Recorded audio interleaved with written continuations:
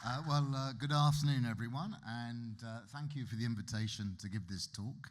I have to say I was delighted and honoured when Olivia asked if I'd give a keynote. I'm a relative newcomer to this field. About 10 years ago, I became actually obsessed with the topic of longevity. Robert Lucas once said about economic growth, once you start thinking about it, it's hard to think of anything else. He obviously never thought about longevity. After that delight and honour faded, it was replaced by fear and concern. What on earth am I going to talk about to a bunch of people such as Olivia and Laura, who have spent their careers making great contributions that I learnt much from? And I kind of had two choices. I thought I could kind of nerd out and sort of go down the deep academic route, or I could take a broader, more holistic vision. Should we take a little vote which one you want me to do? For three reasons, I've gone for the broad one. The first is I'm a macroeconomist, so kind of going broad and big is kind of my favorite. Two, this is the dreaded post-lunch slot, so I've got to do my very best at trying to keep you engaged and interested. But third, I think it's really important that we kind of, I'm a macroeconomist. I'm interested in those big macro trends that change the world around us. And this topic just doesn't get enough airtime, or when it does, I think it's misportrayed. And that's really what I want to try and sort of focus on today. You think about the range of fascinating topics we talked about today so far, and it's clear that there's pretty fundamental change that is required in the financial system, in the way we work, in our education system, in our health system. This is a really fundamental change. But I say it doesn't seem to consolidate as one big topic. So teaching as I do in a business school as a macroeconomist, one of my roles is to try and get business students aware of the big corporate trends that are going to affect them, either in the short term, is the US heading for a recession, or in the long run, those big things that change every aspect of life. You might remember a thing a few years ago called globalization. That was something that changed the world around us. And when I ask my students what are the big trends that going forward that we need to be aware of, they all start with AI and climate change. Totally get it. Two really, really big things. And we have a really energetic, engaged, intellectual conversation about how we do radical adaptation and adjustment to make sure that we get the best of AI and climate change and not the worst. So the conversation roams for about 40 minutes, and then all sorts of weird stuff comes out. And then eventually, as sort of the energy in the room starts to subside, someone will say, oh, demographic change. And I say, what's that? And they say, aging society. And I say, what's that? They say, more old people. And that's it. I don't know if anyone's ever fist pumped the air when you hear the phrase aging society. No one does. But it's kind of weird. And to the extent we talk about adaptation and adjustment, we barely get beyond talking about adult diapers and care homes. Wow. I think we can do a little bit better than that. So what I want to put forward is a longevity society view rather than an aging society view. And of course it covers every aspect of life, because you know what? I can't think of a topic that's more important for my and society's future than how we each individually age. This is a stunningly interesting topic, and because it's about demography, it's about the stuff that really matters to us. We all heard this morning about people with individual stories of relatives who need caring. Demography is about birth, life, and death. And what could be more powerful a topic than that? So it's kind of interesting how we perceive this topic. This is this is the front cover of the UK version of my book, The Longevity Imperative. I'm talking my book, but you'll see why as a green leaf later. Let me tell you how I got into this topic. I'm giving a lecture about world economy problems and prospects at London Business School. These days it's more problems and prospects, but I was talking about this big macro trend, an aging society. And halfway through this slide, which is a pretty miserable lecture, as I'll go through in a moment for an economist, there was a slide that said, on average, we're living longer and we're healthier for longer. I thought, that sounds quite good to me. How do we turn this into just a bad news story? But let me give you the bad news story. This is the story of a demographic transition. United Nations data, it's not quite the most recent data, world population from 1950 to 2100. And as you know, the fertility rate is declining, life expectancy is increasing. So we're seeing two things that come out from this chart. One is a huge increase in the world's population. Actually, going forward, it's not obvious that's going to carry on, but certainly it's what we've seen in the past. And the second thing that everyone does with this chart is they draw a horizontal line across. You choose the age you want, 65, 60, 70, and everyone above that is deemed as being old. Okay? And what you see is both in number and percentage, there's a lot more older people. And that's the aging society story. And if you're an economist, you tap onto that the following: old people are basically a problem. They get ill, they're expensive, they need a pension, they don't work, they're a drag on the economy. So an aging society is a problem for the economy. It's entirely negative. It's a very strange way of looking at one of the greatest achievements of the 20th century. You know, fewer children snatched away in early years, fewer parents lost in midlife, more grandparents meeting the grandchildren, and we go, shit, we've got an aging society. So it's kind of weird. So part of this, and by the way, whenever as a macroeconomist, and I'm so glad the IMF are here because their most recent World Economic Outlook bucked the trend, but every Congressional Budget Office document about future fiscal trends starts with this chart and says it's all going to go terribly wrong. We're all convinced this is a problem. Over the last 100 years in the United States and the United Kingdom, the old age dependency ratio, let's put aside what an ugly phrase that is for just the time being, the old age dependency ratio, the number of people aged over 65 relative to the whole population, it's tripled over the last 100 years. I don't know of any economic history that says that's been a sizable problem for the US or UK economy. Over the next 50 years, the old age dependency ratio is going to rise by 50%. So it's tripled, no one's noticed it, a 50% increase, it's way too much. Now, it could be there's threshold effects, it could be it's people over 80, not 65 that matters, but there's so many assumptions built in here that we just take for given. And that's kind of what I want to try and work on. Because the aging society story reminds me of another miserable economist, Thomas Malthus, who in 1798 wrote a book called The Principles of Population. And, you know, economics is a dismal science, and certainly Malthus was dismal. As you can see from this quote here, basically he said the population grows exponentially, our ability to create resources grows linearly. And so we're not going to have enough resources to support the population. And so there'll be Malthusian checks. You know, disease, famine, war, all those sort of terribly negative things. And the reason I sort of pick up on Malthus is that I think there's a similar view about the aging society. We're living too long. We can't create the resources needed to support this long life, which is why we have a health crisis and a pensions crisis. Now, you know, what's interesting about Malthus is that, before you tell me he was right, like all good economists, he never gave a number and a date as to what the size of the population was that was a limit. When he wrote, the world population was just below 1 billion. Today, it's a lot greater.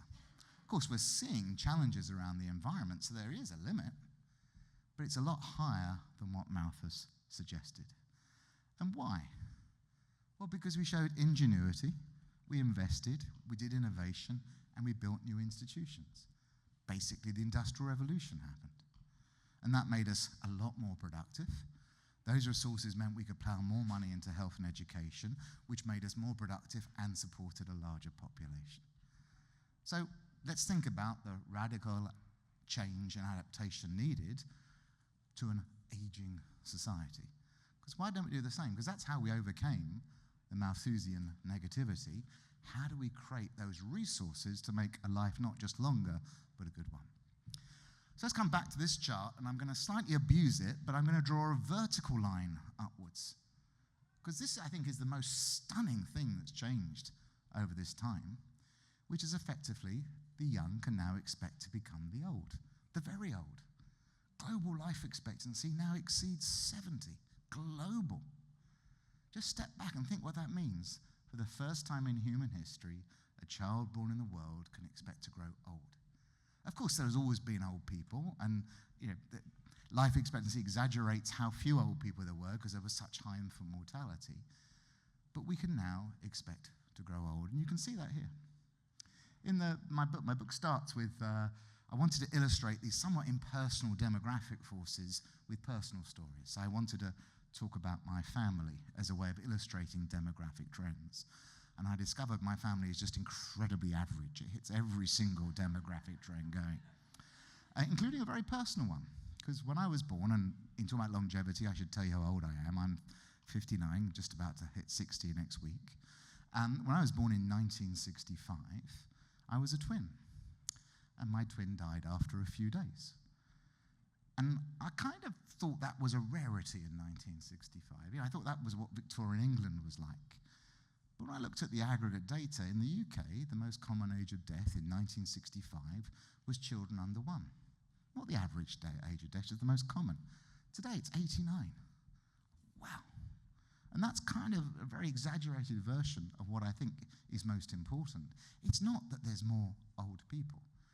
It's that actually the young can now expect to become old. We have a length of life ahead of us that we didn't used to have to bank on. And that, for me as an economist, is the really interesting thing. Sure, if you change the age structure of the population and you have fewer workers and more people retired, that has implications for wages and interest rates. But if you're living for longer, surely you're going to change your behavior. And that's a far more profound thing to look at. So very simple as an economist, when I model the future, I think, okay, how likely am I to get that future? Because if I've only got a 20% chance of something happening, I don't worry about it too much. If it's an 80% chance, I better worry about it. It's very simple. Lots of people for the insurance sector, you get it.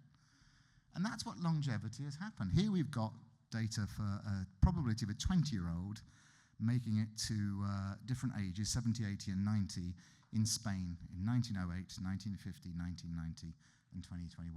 And these, by the way, are period measures. They assume no further progress. They just say, imagine we just stay where we are today. And you can see that the probability of becoming old is increasing dramatically.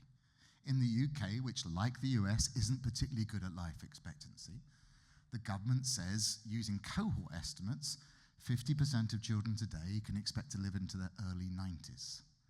50% into the early 90s. We need to invest in our future because the probability of having that future is increased. And I called it the longevity imperative. I said few things are as important for how our future goes as to how we age. And it's 3 very simple points of a syllogism.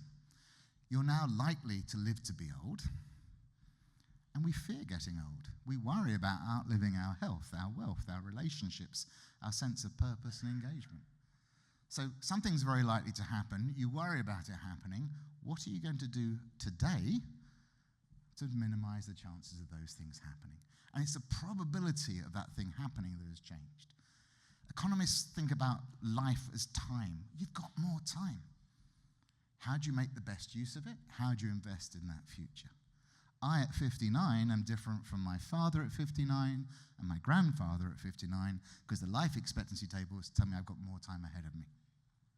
So I have to behave differently. We have to be evergreen. Now, I want to stress this concept of being evergreen because I often hear talk about a silver economy. All these sort of people aged over 50 who are united by having silver hair. I'd just be glad to have hair, to be honest, let alone silver hair, but that's another point. But really, this is when I talk these demographic trends, I'm often followed by a consultant who literally talks about investing in cruise ships, care homes, and adult diapers. I would pay a lot to be looked after I get dementia. I'll pay a fortune to avoid getting dementia. So we have to invest in our future. We have to be evergreen. We have to get a 3-dimensional longevity dividend. Good news, we've got longer life. That's the remarkable progress we've made the last 100 years. The problem is it's not healthy for long enough, and it's not productive and engaged for long enough.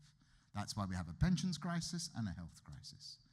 How do we solve the problem? We have to invest in our, to use the economic term, human capital in our later years. Why should we do it? Because now we have a 50% chance in the UK of making it to 90 compared to a 20% chance 50 years ago. It's that simple. We need to think about creating institutions and social norms and policies and behaviors that keep us evergreen for longer. It used to be a waste of time. It's much less of a waste of time. So I'm going to begin with health. This is where I'm doing a lot of work at the moment. And I've deliberately chosen a picture of a young child because one of the things about longevity is it's not about end of life. one of the problems with aging society, it sort of says, oh, that's about older people. And we're just a bit messed up with the word aging, end of life, and being old. I was giving a talk to some Chinese MBA students last year, and they're kind of in their early 30s, and I showed them China's demographic profile, which you're probably familiar with. It's very dramatic. 450 million fewer people, and of the 1 billion people remaining, 45% are over 65. So I said to these Chinese MBA students, how do you feel about it? And they said, not very good. I said, why? They said, well, old people, they're a problem. You know, they get ill, they need a pension, blah, blah, blah. And I said, who are these old people? And they looked at me with astonishment and said, what do you mean who they are? I said, they're you. And the look on their face was quite remarkable. No one self-identifies as an aging society. But when you see all these demographic projections, the people aged over 60, over 8, it's you. But no one gets it. And that's what I mean by this longevity perspective. And if we want to age well, there may be things you can do when you're 90. It's probably a lot easier when you're 70, when you're 50. So this is the thing that we have to think about. Now, this has been touched on already, so I won't go too much. I want to talk about some work I did in a paper with Martin Ellison and David Sinclair, which was using an economic model with a utility function where you change life expectancy, you change health, and people make different decisions. And you can kind of put a monetary value on the welfare gains. Economists like putting money onto values onto things. But what this chart shows you is the green line going from the lower left to the upper right is the global burden of disease. It's the sort of the health issues, the lack of health that we were talking about. As we get older, we have more health challenges. And the lines at the top are survival curves. They show the probability of a newborn reaching different ages. And it's for the US in 1933, 1975, and 2018. And the area under those curves is basically life expectancy. So you can see the life expectancy gains we've got, and you can see that more and more of those life expectancy gains are being driven by older ages. This, by the way, is why life expectancy trends are slowing down, a big part of it, because the probability of getting from 0 to 60 in terms of age is now so high in most countries that you can't get much further gains. So those age groups aren't making much contributions. It's all now coming from basically going from 60 to 80 and 90. And so that's why there's a slowdown, because you're not getting a contribution across all the ages, only those very oldest ages. Now, one of the things I did with this model is say, let's think about different ways we can change health and life expectancy. One is just to keep shifting that survival curve out. So we live for longer, but we carry on aging the same way. We called it Strudberg after Gulliver's Travels. And this is a little bit where our health system's going at the moment. It's doing a great job of keeping us alive. It's not doing a great job of keeping us healthy. And what we found was life expectancy gains are valuable, but not that valuable. And as life expectancy gets higher and higher, the gains get less and less. And it's kind of intuitively obvious. You don't need a complicated economic model. When life expectancy gains made you go from 40 to 60, they're years in relatively good health, whether you create resources. When life expectancy gains are going from 70 to 90, the years are often in less good health, and you often are using resources, not creating them, in terms of financial resources. So the gains get less and less. And this is the system we're heading to at the moment. We then said, what about that green line? What if we could lower that green line? We could get healthy life expectancy to catch up with life expectancy. Call it Dorian Gray after the Oscar Wilde book. Enormous gains. Compressing morbidity, reducing the time at the end of life in poor health is just incredibly valuable. In fact, we found that it's much more valuable to get healthy life expectancy to catch up with life expectancy than to get any more gains in life expectancy. Kind of stop the clock in terms of life expectancy gains. We need health to catch up. That should be our priority. But then the third thing we did was say, well, what if you could slow down aging or aging-related diseases? There's lots of semantics here.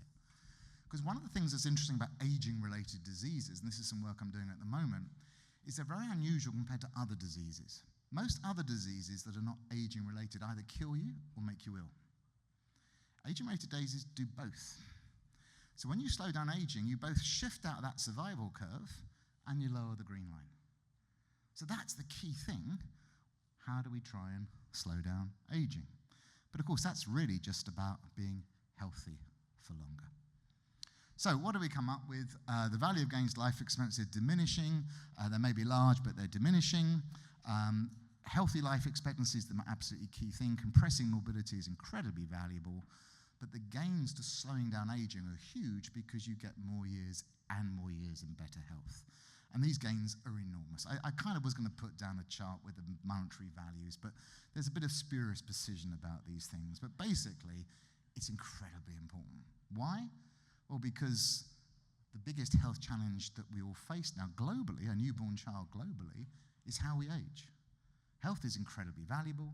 If aging is the biggest challenge, doing something around aging is worth multi-trillion dollars to us in terms of welfare, but also it helps us in terms of creating the resources we need for a longer life. Now, this is W.H. Jordan, and I'm really using his quote, one, because it's very good, and it gives me an excuse to use this fantastic picture of W.H. Jordan. But Auden says, health is the state about which medicine has nothing to say. It's a great quote. I said this to a room of cardiologists. They said, no, give me a small diagnosis and I'm in. We have a disease model. We have a sickness model. What is health? The game's given away, by the way, because when you hear about preventative health, it's like preventing health. It's so obsessed with disease. We even call keeping people healthy prevention. I mean, it's just crazy. But what is health and how do we target it? And I think for me, what's interesting about the geroscience we've been hearing about is that what it's trying to do is to sort of focus on health, not disease. And I would say what it's trying to do is reduce the dimensionality of disease. Because if there are 2, 3, 4 different aging processes that affect multiple diseases, let's focus on those. And if we want to keep people healthy, what is it? The GBD says there's 368 classifications of diseases, but is there just one concept of health? How do we target that health? As an economist, I'm very simple-minded. I think if you set targets and allocate resources and incentives based on something sensible, you're more likely to get good outcomes. So I think it would be nice to have a health system that's focused on health. In my country, the main target for the health system is to reduce the waiting list for operations. Bizarre. That's no connection to health. But prevention requires us keeping people healthy. So then the question is, if you're going to reduce the dimensionality of health, what is the things that keep us healthy? And you're all going to have your favorite candidate. It could be some concept of biological age. You could think that taking rapamycin is the thing that's going to keep you aging better. GLP-1s is a really interesting example. As a macroeconomist, I have a health function that affects lots of different things. That's what GLP-1 drugs do. Although, as I said earlier, I'm not sure people take GLP-1 for the health benefits, which is another issue that we should discuss. But there's also loads of other things. Exercise, education, diet, income. The socioeconomic determinants are huge. But this is what we need to start thinking about with our health system. So we need a profound change in the health system, prevention, not treatment. Much of that will exist outside the current health system. It's about the air we breathe, the way we walk to work, the food and drink that we buy. We need to do a lot more innovation in prevention. We've done a great job in terms of operations and capital equipment. We need to focus a bit more on how we do innovation and prevention, and AI, surely, this is one area where AI, surely, I think, can deliver. We need to separate out health and aging. It's not an excuse that, oh, you're old, expect these things. We need to start tackling aging-related diseases and say this is a function of health. That focus on geroscience, reducing the dimensionality rather than focusing on hundreds of diseases, but go a little bit earlier in the system is going to be key. The patient, what an interesting word patient is, isn't it? And it will need to be a lot more involved. If you're preserving your health, you're going to have to do a lot more. And the other thing I just want to say is I often hear health people say, if we did prevention, we'd save a lot of money. I don't think we would. I think we'd spend ever more money. We just spend ever more money getting better health outcomes, whereas at the moment we're spending ever more money not getting better health outcomes. Health is incredibly important. How we age is key. Now, I've already touched on the evergreen economy in terms of products. Why do universities focus on people between 18 and 25 when they're a dwindling market and everyone needs to train for later in life? The financial institutions here will know that this evergreen economy is important. Food and drink manufacturers are going to start waking up for it. But I want to talk about the evergreen economy and how we keep relevant and how we keep our health and productivity and engagement going in a macroeconomic setting? Because I'm a macro person and I want to get to policy. So one of the things I like doing, because I'm an economist, is when I talk to fellow economists and ministers of finance, economic journalists, I ask them how much of your country's economic growth the last 10 years has come from workers aged over 50. You really don't want to have lunch with me, by the way.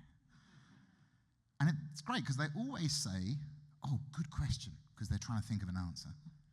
They say about 20%. And then I show them this chart.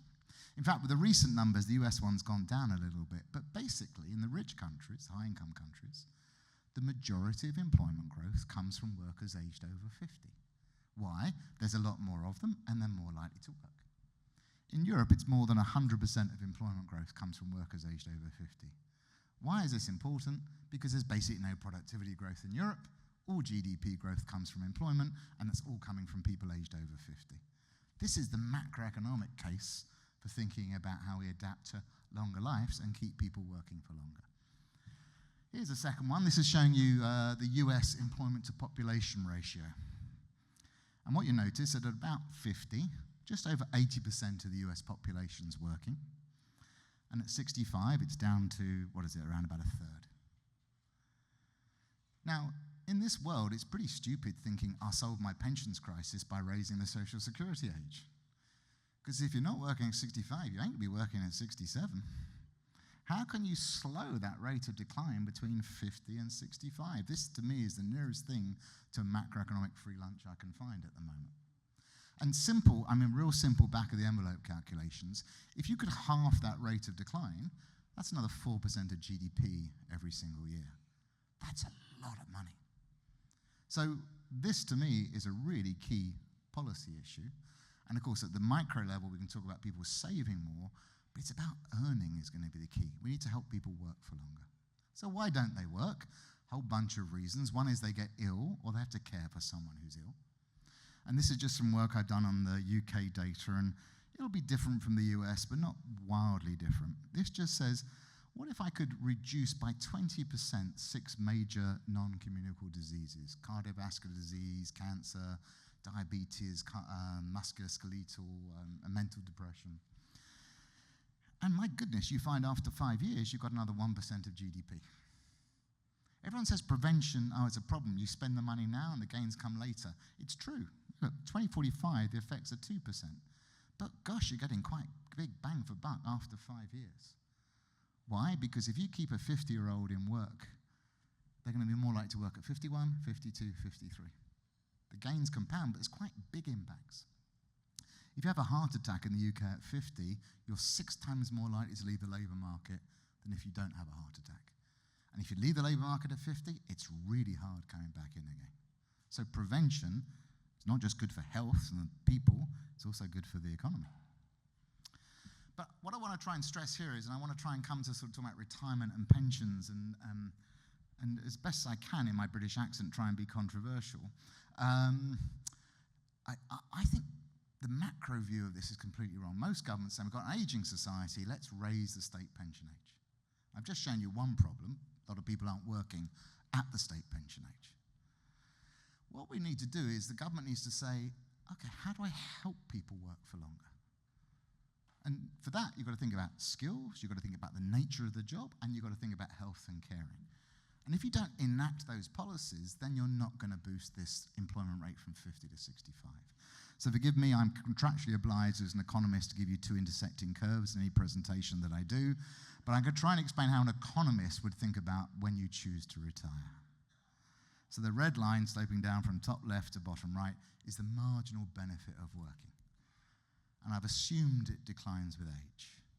To be honest, it doesn't matter if that line's relatively flat. Why? You could say perhaps wages fall with age, but that's not what I want to do. It's basically to do with money.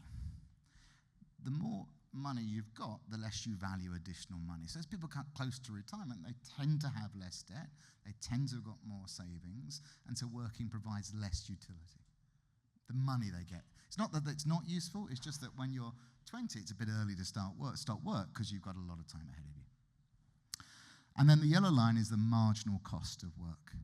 And lots of reasons we can give about that rising. It could be to do with work is boring. It could be to do with the fact that it's bad for your health. You know, different people can have different curves. That's not my point. I'm just trying to choose the typical one. And as an economist, you're going to say you want to stop work when the marginal benefit and marginal costs are the same. And then suddenly, you get an increase in life expectancy. And the trouble with that is it means if you carry on working for the same amount of time, you've got to spread money more thinly across all those years.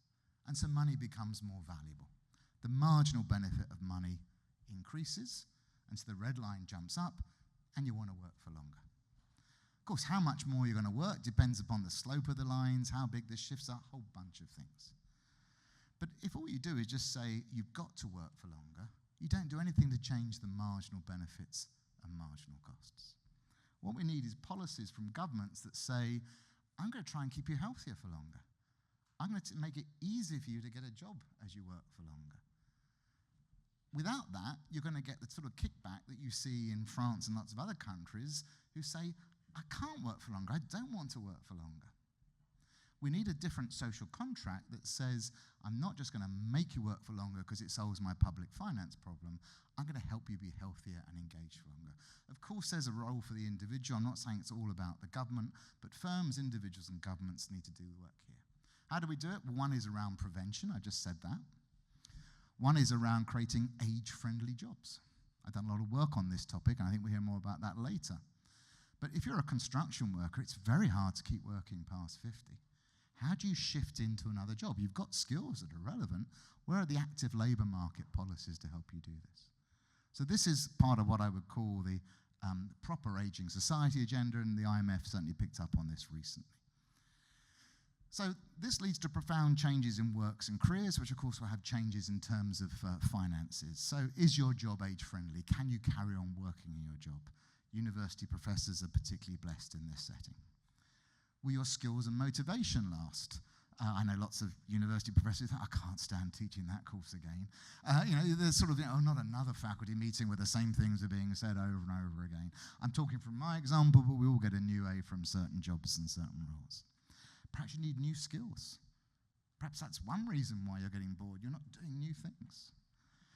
You're also going to have what I call a multi-stage life, which I will come back to later. Absolutely key, by the way, is government should not make the state pension age contingent on life expectancy. It should be on a healthy life expectancy. If you go back to those two curves, it's pretty clear from that analysis, it's healthy life expectancy, not life expectancy, that's most important. There's some very recent work by Nicola Bianchi at Northwestern, who says, of course, older people working for longer doesn't make young people unemployed. But my goodness, it changes career progressions and wages. And it's really quite interesting. If you've got a hierarchy and you let people at the top stay in post for longer, that's a problem for everyone coming along below. So how do we change to more flexible, less hierarchical institutions to do that? I want to just come on to pension. The irony of longer life is I always run out of time, so thank you for the generous 5 minutes you're offering me. That's kind. I will say, in the 20th century, we sort of invented teenagers. We invented retirement and pensioners. And then, of course, we had to invent the midlife crisis in between. In 1965, I think the midlife crisis was invented. I know Laura doesn't think it's real, it's just fictional. But we created this three-stage life of education, work, retirement. And if you think about living to 90 or 100, I'm not sure just stretching that out makes sense. We need to move away from that very simple model of accumulation and decumulation. Let me tell you again, going back to those two curves intersecting. For economists, this is a question about when do you take leisure over your lifetime? And in the 20th century, as life expectancy increased, we've taken a load of leisure after the retirement age. There was this single age where everyone came to a hard stop of work. What's happening now as we see people working for longer is we're going to see a lot more leisure taken this side of retirement. It could be people starting their careers later. So, saying I'm going to travel after college or I'm going to do something that's not particularly career-related for a while. It could be people in midlife having to do caring for children or for their parents. We heard earlier about the sandwich generation. By the way, with 4 generations, we have the club sandwich generation as well, but That's another one. I don't know what the panini equivalent of a club sandwich would be. We see a much more complicated pattern of leisure over our lifetime. That has huge issues for pensions and accumulation and decumulation. The other thing I want to try and say is that the exhortation to deal with a longer life by saving more, I don't think is really going to solve the problem. Saving just distributes when you have money. Unless the rate of return is incredibly high, it doesn't create enough money to finance a longer life. So yes, people undersave. Yes, they could save more. They might want to do more consumption smoothing. But if the real problem is a longer life, we have to create more resources over that longer life in order to maintain our standard of living. By the way, there's other ways you can maintain standard of living. If the population is shrinking, you don't do maintenance. You just eat your capital stock. That's one way of doing it. But the real challenge, this is why I worry about an aging society, where you often see the policy solutions are make people have more children, which is weird if they don't want to have more children. The other thing is to sort of say, let's have immigration. If the real problem is over a long life, we're not putting enough in to take out, having more members through raising the fertility rate, raising the immigration rate, is just a Ponzi scheme. It just pushes back when the problem comes. So I think the key thing here is investing in human capital, not necessarily financial capital. In fact, for some people, you might want to save less. Because if you have 5 more years of life and you decide to work for 5 more years, compound interest will help you out. You can actually save less every single year. So we're going to see a great deal of difference in how people choose to use this time. The other issue, of course, is we talked before, is in terms of finance, I think a much tighter integration of health and wealth. Think about all the topics we talked about this morning. How you solve your financial position is so intimately linked to your health and your relatives' health. We really, as we live longer, we've got to tie the two together. The uncertainty of how long we might live. I think like 3% of people die average life expectancy. So it's really the uncertainty around it that is huge. And again, I think the ability to earn more money if you need to is a great way of resolving that uncertainty. So maintaining your productive human capital is key. And then I always say, when it comes to personal finance, it really is personal. Everyone's going to choose far more variation in their paths than that traditional 3-stage life. We also should expect to see some changes in what people do at each age. I'm not saying this is why we're seeing this change, but if I'm 20 and I have 50 more years of work ahead of me, I can take on more debt. That's kind of what the life cycle model would tell you. And so we should see big shifts in people's asset positions over the life course as we adapt to longer lives. I focused on the economics and finance. I love this quote by Simone de Beauvoir. It's a bit depressing that her book was written in the 70s and this is still very relevant. But it is about culture change. Someone said this earlier on. And she writes this old age book, and she's angry. It's a great book. She's so angry. And she says people are often advised to prepare for old age, but if that merely applies to setting aside money, choosing a place to live, and having some hobbies, we've not done much. I think that's absolutely key. I mentioned Laura's work, which was so informative when I first came into this field. She would talk about more time for adult development, and I kind of got it logically, but didn't kind of get it emotionally. But this is what this is really about. Not underestimating the capacity of older people, not underestimating the capacity of your later years, and investing in them. How we age is malleable. The aging society story focuses upon changes in the age structure of the population. Far more interesting is changes in how we age. Some of that's about geroscience, some of it's about the individual things that we do in our life, and we're seeing already happen all around. Let me just, I was asked to talk about policy, and I could come up with 100 things, but I want to focus on 2 things. I think keep it simple. And then with these 2, loads of things follow. We need governments to put as much focus on healthy life expectancy as they do on GDP. With an aging society, it's going to be incredibly important for welfare and incredibly important for GDP. We do not see a focus on healthy life expectancy. We need health systems that are aimed at achieving healthy life expectancy. That has huge implications for everything from hospitals to drug R&D. It requires a radical new change. There's a career coach called Marshall Goldsmith who, when he gives advice to C-suite executives, says, what got you to here won't get you to there. That's what we've got with the world society. When global life expectancy is 73, we've got to change things pretty fundamentally. In some sense, getting more people to go through to 50 and 60 doesn't radically demand a change in our life. But when you have more and more people making it to 90 and even beyond, then that requires a radical change. So the other thing I would focus on is 50 to 65 employment. I'm being really prosaic here. How do I link in with governments and give them two big issues that if you can focus on will bring about big change? And if you think about what you need to do for this, tackling inequality is going to be a really big part of it. Because if you want to try and raise healthy life expectancy, you know, is it Brian Johnson? He's got all the money and all the things in the world to try and maximize his healthy life expectancy. It's going to be pretty hard to raise that. Jeff Bezos, etc. But it should be pretty easy to bring up those here to the level that we have in the room. Also, if you focus on 50 to 65 employment, it's not just about inequality, but it'll also be a key part. What have we got? We've got a lot more older people. We have a lot more years ahead of us. How do we solve this problem? We invest in later years. How do we do it? We keep people healthy, productive, and engaged for longer. That is what I consider to be the longevity society. And I go back to that initial sort of moment I had where I sort of said, look, we're living longer and we're healthier for longer. That seems good. How we turn this into just a problem. This is a remarkable achievement.